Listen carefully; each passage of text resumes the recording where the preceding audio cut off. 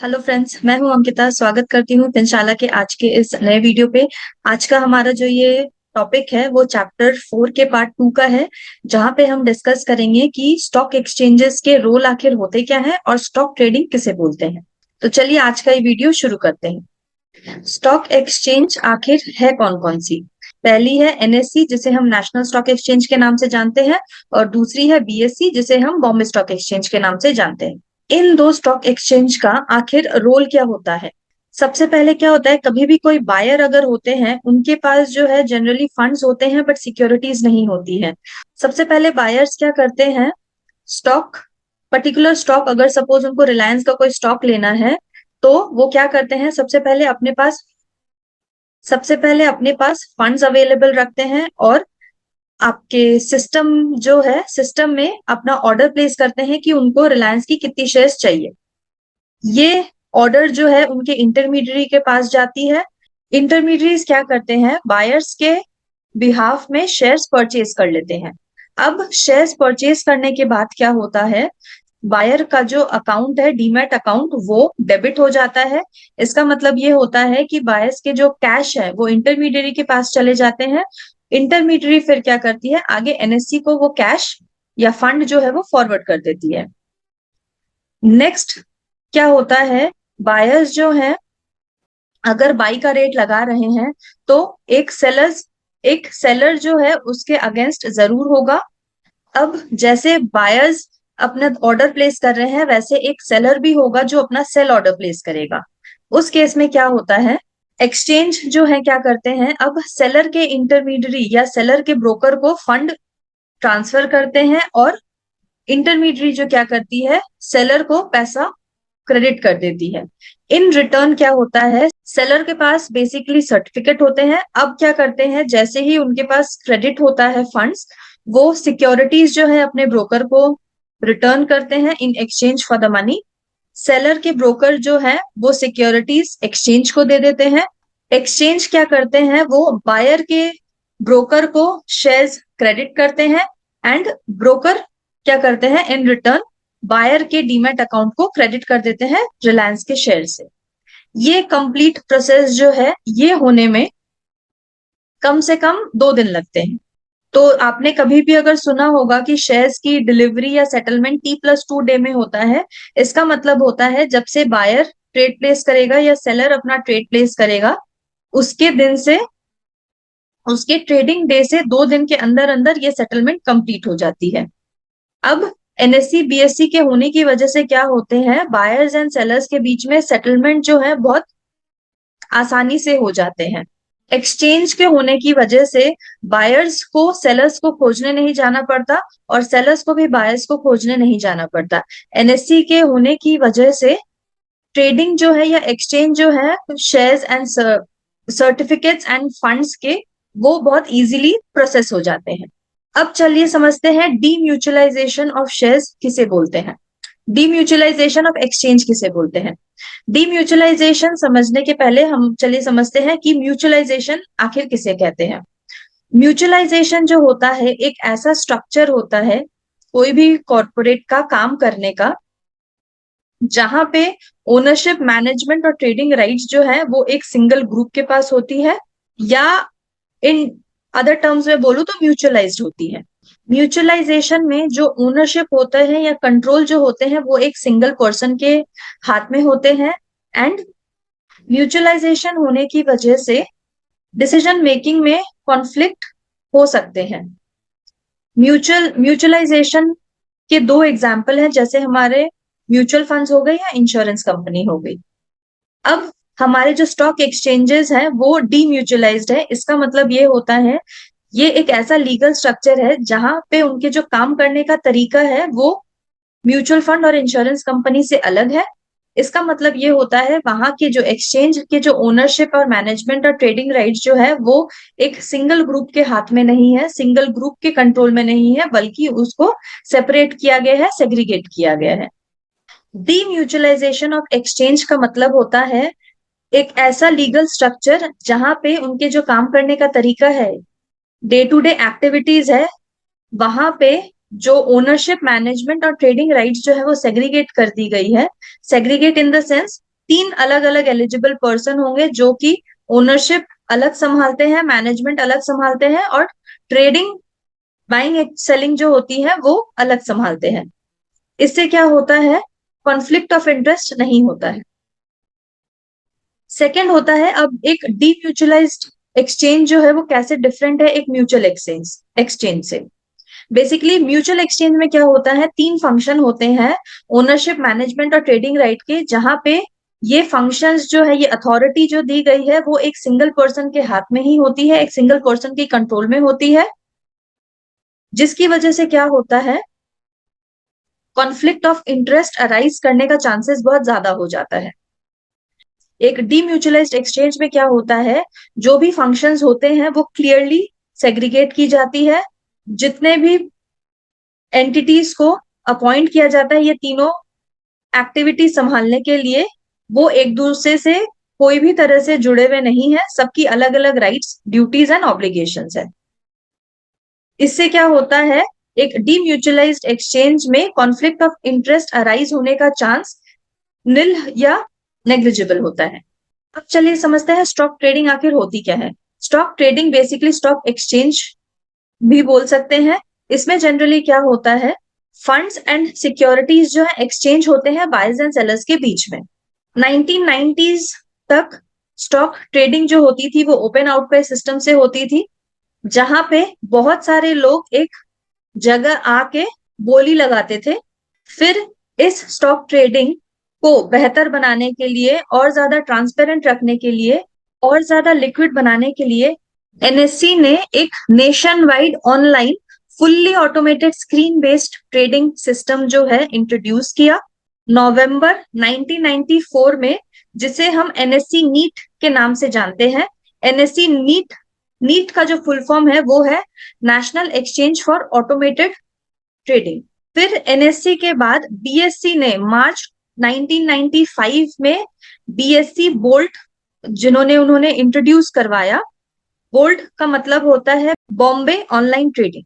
ये दो सिस्टम जो है एक ऐसे प्लेटफॉर्म है जो एनएससी इन्वेस्टर्स को प्रोवाइड करता है। इसके होने की वजह से इन्वेस्टर्स जो है ऑनलाइन अपने बाइंग एंड सेलिंग ऑर्डर्स जो है, ट्रेड जो है वो प्लेस कर सकते हैं और उन्हें अपने ब्रोकर के ऑफिस में जाने की जरूरत नहीं पड़ती। नीट एंड बोल्ट के होने की वजह से इन्वेस्टर्स जो है अपने ब्रोकर को फोन करके ऑर्डर प्लेस करने बोल सकते हैं और वो ट्रेडिंग सिस्टम में जो ऑटोमेटेड सिस्टम है उस पे ब्रोकर ऑर्डर प्लेस करते हैं on behalf of their investors. या अगर इन्वेस्टर्स चाहें तो अपने ट्रेडिंग ऐप से या एसएमएस करके भी ऑनलाइन ऑर्डर प्लेस कर सकते हैं without any hassle. How to place order with a broker, जैसा कि मैंने पहले भी बताया है, ऑफलाइन मोड में क्या होता है, आपको ब्रोकर के ऑफिस जाना पड़ता है ऑर्डर प्लेस करने।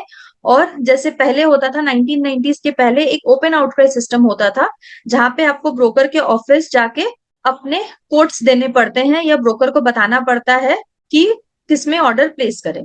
सेकेंड होता है online mode of placing order. यहाँ पे क्या होता है, आप अपने फोन के थ्रू, एसएमएस के थ्रू या डायरेक्टली मोबाइल ऐप से आप ऑर्डर्स प्लेस कर सकते हैं।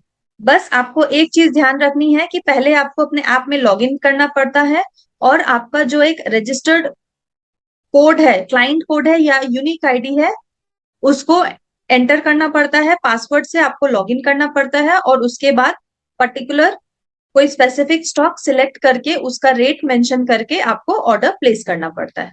सेकंड चलिए समझते हैं कॉन्ट्रैक्ट नोट आखिर होता क्या है। कॉन्ट्रैक्ट नोट एक ऐसा डॉक्यूमेंट है जहां पे ये मेंशन किया जाता है कि आपने कौन सा ऑर्डर प्लेस किया है, कितने का ऑर्डर प्लेस किया है और कितने टाइम पे, कितने प्राइस पे वो कॉन्ट्रैक्ट एग्जीक्यूट हुआ है। तो चलिए समझते हैं। यहाँ पे एकदम टॉप में आपको आपके ब्रोकर की डिटेल मेंशन रहेगी, उसके नीचे आपका contract note, settlement number, trade date, settlement date कौन सी है, ये सब मेंशन रहेंगी। उसके नीचे आपका क्लाइंट कोड रहेगा और जो आप ये बॉक्स वाला सेक्शन देख रहे हैं उसमें आपकी ट्रेड की डिटेल रहेगी। तो चलिए समझते हैं डिटेल में कि कौन सी डिटेल्स हैं जो आपको कॉन्ट्रैक्ट नोट में मिल सकती हैं। सबसे पहले एकदम टॉप में नेम, एड्रेस और सेबी का रजिस्टर्ड नंबर होगा जो आपके ब्रोकर को प्रोवाइड किया जाएगा, वो सबसे हेडिंग में मेंशन रहेगा। कॉन्ट्रैक्ट नोट के एकदम टॉप में। सेकंड क्या होता है, आपके ब्रोकर या उनके पार्टनर का नाम, प्रोप्राइटर या ऑथराइज सिग्नेटरीज जो है उनका नाम मेंशन रहेगा। उसके बाद आपके जो ब्रोकर है किस ऑफिस से काम कर रहे हैं, उनका क्या ऑफिस का क्या नंबर है, फैक्स का number, email ID, phone number, जितनी भी डिटेल्स है वो आपको कॉन्ट्रैक्ट नोट के एकदम टॉप में मेंशन रहेगी। सेकंड, आपके कॉन्ट्रैक्ट नंबर हो गए, date of issue of contract note, किस तारीख को आपको कॉन्ट्रैक्ट नोट इशू हुई थी, उस पर्टिकुलर कॉन्ट्रैक्ट नोट का एक नंबर होता है, एक यूनिक नंबर होता है। आपके सेटलमेंट नंबर क्या होती है और किस दिन सेटलमेंट हुई थी, ये डिटेल भी आपको आपके कॉन्ट्रैक्ट नोट में मिलती है।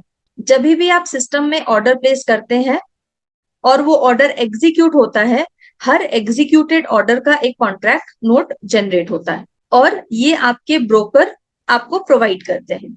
फिफ्थ डिटेल जो आपको कॉन्ट्रैक्ट नोट में मिलती है वो होती है आपके खुद का क्लाइंट का नाम और आपका कोड रहेगा। उसके बाद आपके ऑर्डर नंबर, आपके जब भी आप कोई ऑर्डर प्लेस करते हैं, किस टाइम पे आपने ऑर्डर प्लेस किया है, उसका क्या डेट, मिनट और कितने सेकंड में आपने ऑर्डर प्लेस किया वो मेंशन रहता है। ऑर्डर नंबर क्या है जो एग्जीक्यूट हुआ है, वो सारी डिटेल्स मेंशन रहेगी। ट्रेड कितने बजे एग्जीक्यूट हुआ है वो भी डिटेल कॉन्ट्रैक्ट नोट में अवेलेबल रहती है। सेकंड, आपने उसके बाद होता है आपने कितने क्वांटिटी सिक्योरिटी खरीदी है, आपने कौन सी सिक्योरिटी खरीदी है, उस सिक्योरिटी का क्या आईएसआई नंबर है, सब मेंशन रहेगा। फिर आपके परचेज और सेल रेट क्या है, उस पे ब्रोकरेज कितनी लगी है वो मेंशन रहता है। फिर आपके जो ऑब्लिगेशन है, जो आपको फंड्स देने पड़ेंगे कोई परचेज के बाद, उसके ऊपर आपको क्या सर्विस टैक्स लगा है, सिक्योरिटीज ट्रांजैक्शन टैक्स लगा है, जीएसटी लगा है, वो सब चार्जेस जो लेविड होते हैं, जो एक्सचेंज लेवी करता है, वो डिटेल्स भी आपको कॉन्ट्रैक्ट नोट में अवेलेबल रहती है। उसके बाद जो डिटेल होती है ब्रोकर का स्टैम्प, हर कॉन्ट्रैक्ट में आपने जो स्टैम्प ड्यूटी पे की गई आपने की है या आपको चार्ज हुई है, वो डिटेल भी आपको आपके कॉन्ट्रैक्ट नोट में मेंशन रहेगी। और एट द एंड आपके स्टॉक ब्रोकर या ऑथराइज सिग्नेटरी का सिग्नेचर भी आपके कॉन्ट्रैक्ट नोट में दिखेगा। अब चलिए समझते हैं मैक्सिमम ब्रोकरेज क्या है जो एक ब्रोकर चार्ज कर सकता है आपको। आपका अगर एक डीमैट अकाउंट है और आप कोई भी ब्रोकर के अंडर रजिस्टर्ड है, तो ब्रोकर्स एक्सपर्ट्स होते हैं एंड एजेंट्स होते हैं जो कि इन्वेस्टर्स को हेल्प करते हैं फाइनेंशियल डिसीजन लेने में। और अगर किसी इन्वेस्टर को बाइंग सेलिंग करनी है तो उस केस में भी ब्रोकर जो है हेल्प करते हैं ट्रेड एग्जीक्यूट करने में। ये ब्रोकर जो सर्विस प्रोवाइड करते हैं अपने इन्वेस्टर को, उसके लिए वो एक कमीशन चार्ज करते हैं जिसे हम ब्रोकरेज के नाम से जानते हैं। ये ब्रोकरेज जो ब्रोकर अपने इन्वेस्टर से चार्ज करते हैं अपने सर्विस प्रोवाइड करने के लिए, वो या तो फ्लेक्सिबल होता है या तो एक फिक्स परसेंटेज होता है on of the value bought and sold by the buyers और सेलर्स। अब क्या होता है, ये ब्रोकरेज या कमीशन जो होती है वो मैक्सिमम 2.5% हो सकती है ऑफ द सेल या परचेज वैल्यू। इससे ज्यादा ब्रोकर जो है कमीशन या ब्रोकरेज चार्ज नहीं कर सकते हैं। Need for recognised stock exchange, stock exchange की होने की वजह से क्या होते हैं, मार्केट में जो बेस्ट अवेलेबल प्राइजेस है वो बायर्स को और सेलर्स को मिलते हैं। स्टॉक एक्सचेंज के होने की वजह से जो काउंटर पार्टी रिस्क होते हैं कि बायर्स को सिक्योरिटीज टाइम पे मिलेगी या नहीं, या सेलर्स को फंड्स टाइम पे मिलेंगे या नहीं, ये जो रिस्क होती है काउंटर पार्टी रिस्क, वो मिनिमाइज्ड हो जाती है या जीरो हो जाती है। थर्ड, क्या होता है स्टॉक एक्सचेंज के होने की वजह से, अगर किसी इन्वेस्टर को कोई भी प्रॉब्लम है, कोई भी ग्रीवियंसेस हैं, तो वो सेबी को अपने प्रॉब्लम्स बता सकते हैं और सेबी जो है इन्वेस्टर्स के प्रॉब्लम को सॉल्व करती है। फोर्थ होते हैं इन्वेस्टर्स को प्रोटेक्शन मिलती है up to a certain prescribed limit. How to know if a broker और सब ब्रोकर इज रजिस्टर्ड। हम लोगों ने समझा कि ब्रोकर किसे बोलते हैं। सब ब्रोकर जनरली ब्रोकर के ही एजेंट होते हैं जो ब्रोकर के बिहाफ में काम करते हैं, जनरली बाइंग एंड सेलिंग करते हैं, इन्वेस्टर्स के बिहाफ में नए बिजनेस लाते हैं, न्यू इन्वेस्टर्स लाते हैं, एग्जिस्टिंग इन्वेस्टर्स को असिस्टेंस प्रोवाइड करते हैं, फाइनेंशियल एडवाइस देते हैं और आफ्टर सेल सर्विस भी प्रोवाइड करते हैं। अब जब भी आप किसी ब्रोकर के अंडर अपने आप को रजिस्टर कराते हैं, इंडिया की जो सिक्योरिटीज मार्केट और कमोडिटी मार्केट है, सेबी रेगुलेट करते हैं। एंड क्योंकि ये सेबी रेगुलेटेड है, तो जितने भी ब्रोकर्स एंड सब ब्रोकर्स हैं, उनके लिए ये मैंडेटरी है कि वो अपने आप को सेबी के अंडर रजिस्टर करवाएं। जब भी ये कोई ब्रोकर या सब ब्रोकर अपने आप को रजिस्टर करवाता है सेबी में, तो सेबी जो है उनको एक सर्टिफिकेट प्रोवाइड करते हैं, जहां पे एक ब्रोकर और सब ब्रोकर को एक यूनिक रजिस्ट्रेशन नंबर प्रोवाइड की जाती है। और अगर आप अपने ब्रोकर का सर्टिफिकेट देखेंगे और उसमें INB लिखी हुई है, इसका मतलब ये आपके ब्रोकर का रजिस्ट्रेशन नंबर है। और कभी INS लिखा हुआ है, इसका मतलब है वो आपके सब ब्रोकर का रजिस्ट्रेशन नंबर है। सर्टिफिकेट में जो यूनिक नंबर प्रोवाइड की जाती है, वो जनरली ये बताती है कि एक ब्रोकर या सब ब्रोकर किस स्टॉक एक्सचेंज का मेंबर है। जनरली सर्टिफिकेट के एकदम फ्रंट में INB या INS लिखा रहता है। उसके बाद जो फर्स्ट 2 डिजिट है, वो रजिस्टर्ड स्टॉक एक्सचेंज के कोड है। उस कोड के बाद जो 12 डिजिट नंबर अवेलेबल रहते हैं, वो आपके रजिस्टर्ड ब्रोकर या सब ब्रोकर का कोड है या ID है। इससे आप पहचान सकते हैं कि आप जिस ब्रोकर या सब ब्रोकर के थ्रू डील कर रहे हैं, क्या वो सेबी के अंडर रजिस्टर्ड है कि नहीं। तो चलिए, आज का हमारा टॉपिक यही खत्म होता है। स्टॉक एक्सचेंज या ट्रेडिंग के रिलेटेड आपके अगर कोई भी क्वेरी हो, या फाइनेंशियल मार्केट के कोई भी टॉपिक के ऊपर अगर आप चाहते हैं कि मैं वीडियो बनाऊं, तो आप काइंडली कमेंट बॉक्स पे अपनी क्वेरीज जो है वो मेंशन कर सकते हैं। मेरे पहले के वीडियोस के डिटेल्स जो है वो आपको नीचे लिंक में प्रोवाइड कर दिए जाएंगे। और काइंडली मेरे चैनल को लाइक, शेयर एंड सब्सक्राइब भी कीजिए, ताकि मेरे अपकमिंग वीडियोस आपको मिलते रहे।